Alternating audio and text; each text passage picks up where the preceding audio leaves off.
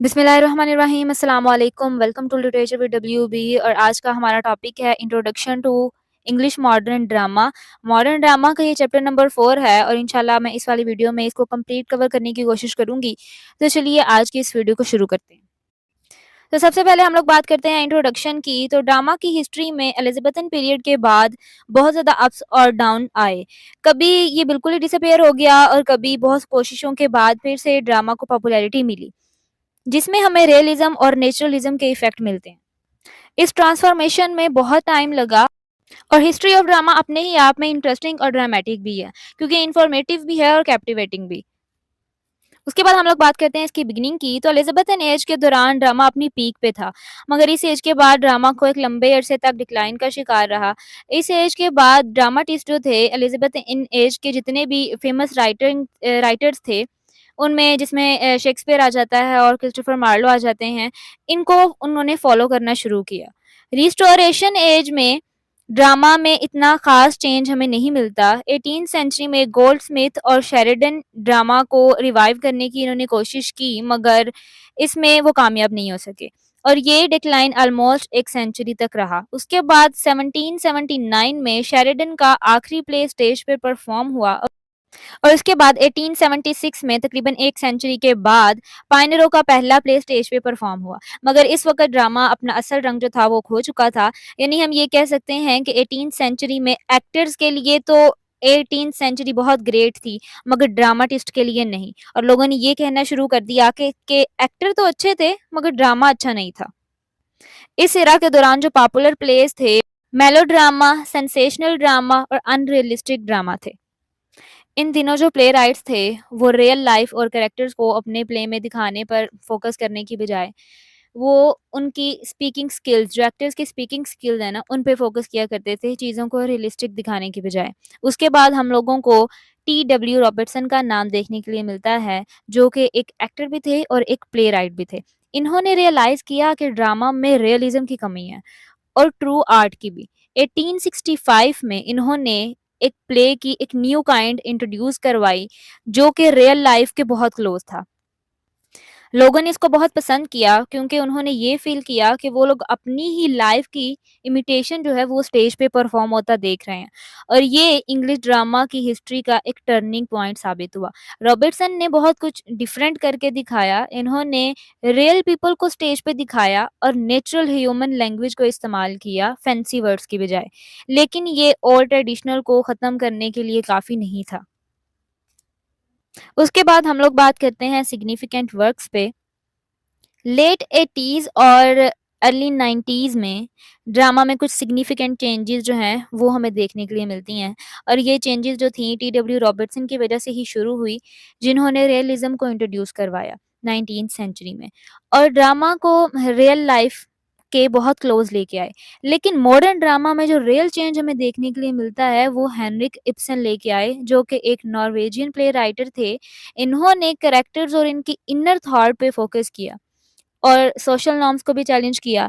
Ibsen के जो ideas थे, उन्होंने लोगों को बहुत ज़्यादा शॉक किया, लेकिन अपने वो एक रेवोल्यूशनरी पाथ से पीछे नहीं हटे, वो उसके साथ ही स्टक रहे और बहुत सी चेंजेस लेके आए ड्रामाज़ में।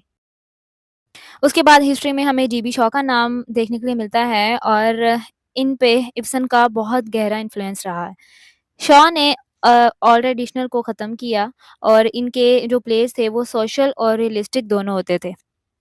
इनके famous place arms and the man और कैंडिडा का बहुत स्ट्रॉन्ग इन्फ्लुएंस है इंग्लिश ड्रामा पे। उसके बाद गॉसवर्दी और बार्कर भी रियलिज्म लेके आए, लेकिन ज़्यादा नेचुरलिस्टिक वे में। इन्होंने सोसाइटी और इंडिविजुअलिटी पे फोकस किया।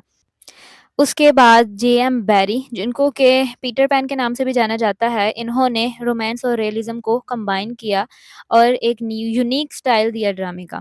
इन्होंने शॉ की तरह इमोशंस को अपने प्ले से बिल्कुल ही नहीं निकाला, बल्कि अपने इमोशंस को भी इसमें ऐड किया। उसके बाद आती है आयरिश मूवमेंट, जो कि लीड की डब्ल्यू.बी. यीट्स ने। इन्होंने आयरिश थीम्स और स्टोरीज पे फोकस किया, जो ज़्यादा रोमांटिक और पॉलिटिकल थी।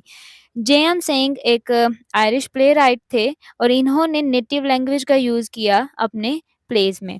उसके बाद मिस हॉरीमैन ने इंग्लैंड में थिएटर्स को एस्टेब्लिश किया जो कि सेंटर हैं एक्टर्स और प्ले राइटर्स के, यानी कि उनका जो टैलेंट है ना वो समझ लें कि वहीं से लोगों के सामने नज़र आया उनको लोगों को।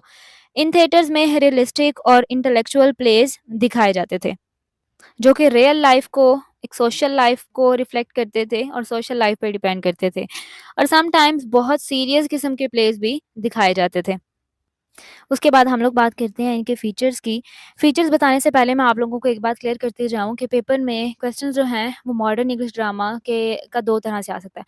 आपसे ब्रिटिश ड्रामा भी पूछा जा सकता है और मॉडर्न ड्रामा भी पूछा जा सकता है। अगर ब्रिटिश ड्रामा पूछा जा रहा है तो आपने बिल्कुल इस बारे में कन्फ्यूज़ नहीं होना कि हम इसमें अब क्या लिखें, हमने तो ये पढ़ा ही नहीं। हमें जितना भी ये फर्स्ट, सेकंड, थर्ड अब फोर्थ चैप्टर कर रहे हैं, इन सब में जितना भी हम लोग पढ़ रहे हैं ये सारा का सारा ब्रिटिश इंग्लिश ड्रामा ही है। तो आपने इस चीज़ के लिए बिल्कुल भी कन्फ्यूज़ नहीं होना कि यार अब तो ब्रिटिश आ गया तो अब मैं इसको क्या करूँ? डेवलपमेंट ऑफ ब्रिटिश ड्रामा पूछा जाएगा तो आपने मॉडर्न ड्रामा की ही डेवलपमेंट लिखनी है जो कि हमने लास्ट चैप्टर में पढ़ी है। इसके अलावा फीचर्स अगर ब्रिटिश ड्रामा के पूछे गए तो हम आप इनके मॉडर्न ड्रामा के ही फीचर्स लिखेंगे। राइटर्स के बारे में पूछा जाएगा तो सेम राइटर्स हैं क्योंकि ये नाम सेम है, ठीक है? ये इन दोनों ये सेम ही चीज़ें हैं, बस इसको थोड़ा-सा वो कॉम्प्लिकेट करके आपको पेपर में दे सकते हैं तो आपने इसमें बिल्कुल भी कन्फ्यूज़ नहीं होना। हेनरी गिब्सन आ जाएँगे, जेबी शॉ आ जाएँगे, डब्ल्यूबी यीस्ट आ जाएँगे, आयरिश मूवमेंट, एलिज़ाबेथन एज पहले जो था ड्रामा कितना हाई लेवल पे था, बाद में कैसे डिक्लाइन हुआ, वहाँ से स्टार्ट करें, उसके बाद आहिस्ता-आहिस्ता चलते जाएँ, किसने स्टार्ट किया, कैसे स्टार्ट किया, बाद में क्या हुआ। तो इस तरह से आप हर क्वेश्चन को तकरीबन इसी तरह से पेपर में बहुत अच्छे से कवर कर सकते हैं। तो आपने ब्रिटिश ड्रामा और इंग्लिश मॉडर्न ड्रामा में बिल्कुल भी कन्फ्यूज़ नहीं होना, ये दोनों सेम चीज़ें हैं। तो चलिए वीडियो की तरफ वापस आते हैं, फीचर्स की बात करते हैं। मॉडर्न ड्रामा का पोएटिक ड्रामास पे बहुत ज़्यादा इम्पैक्ट रहा। डब्ल्यूबी ईस्ट ने पोएटिक एलिमेंट से स्टार्ट लिया अपने प्लेज़ में, मगर क्योंकि आयरिश थिएटर ने रियलिज़्म को दिखाना शुरू कर दिया था, तो बाद में ये इस तरफ आए। उसके बाद 20th सेंचुरी में स्टीफ़न फ़िलिप्स ने इंग्लैंड में पोएटिक ड्रामा ब्लैंक वर्स में लिखना शुरू किया। लेकिन इनका टैलेंट जो पोएटिक टैलेंट था इनका, वो बहुत लिमिटेड था। उसके बाद जॉन ड्रिंकवाटर, कंप्लीट ये एक राइटर का नाम है। मैंने एक पिछली वीडियो में भी आपसे ये डिस्कस किया था, इसमें कन्फ्यूज़ नहीं होना। जॉन ड्रिंकवाटर ये एक राइटर हैं, प्लेराइट हैं। तो जॉन ड्रिंकवाटर और जॉन मैन्सफ़ील्ड ने बाद में पोएटिक ड्रामा को दोबारा से रिवाइव किया। ड्रिंकवाटर ने पोएटिक ड्रामास को ब्लैंक वर्स में लिखा, लेकिन बाद में प्रोज़ में इसको बदल दिया। इनके फ़ेमस वर्क में अब्राहम लिंकॉल्न आ जाता है। उसके बाद मैन्सफ़ील्ड ने बाइबल के रेफ़रेंसेस को और हिस्टोरिकल थीम्स को एक्सपीरियंस किया। इन्होंने वेरियस लिरिकल स्टाइल्स को यूज़ किया और पोएटिक प्लेज़ को डेवलप किया। मॉडर्न ड्रामा की वेरियस फॉर्म्स और इसकी टेंडेंसीज़ थीं और फ्यूचर में ड्रामा में म्यूज़िक और बैलेड को भी ऐड किया जा सकता था, इसके भी इम्कानात थे। और ब्यूटी ऑफ रोमांस और पोएट्री को भी दोबारा से रीडिस्कवर कर लिया गया और लिरिकल हो गए ड्रामास। और इसमें ह्यूमन स्पिरिट और नेचर का भी यूज़ किया जाने लगा क्योंकि बहुत ज़्यादा नेचुरल किस्म की ह्यूमन स्पीच को ऐड किया जाने लगा था फैंसी वर्ड्स की बजाय, बिल्कुल एक रियलिस्टिक टच देने के लिए। और इन्होंने इन सब चीज़ों पर फ़ोकस किया। तो ये था आज का चैप्टर। होप सो कि आपको इसकी समझ आई होगी। वीडियो पसंद आई हो तो लाइक कर दें, चैनल पे नए हो तो सब्सक्राइब कर दें। आपके एक सब्सक्राइब से मुझे काफ़ी हिम्मत होती है और आपके एक लाइक से भी मुझे काफ़ी इंस्पिरेशन मिलती है। तो प्लीज़ वीडियो को लाइक ज़रूर किया करें। तो इंशाल्लाह फिर मिलते हैं नेक्स्ट वाली वीडियो में, तब तक अपना ख़्याल रखिएगा। अल्लाह हाफ़िज़।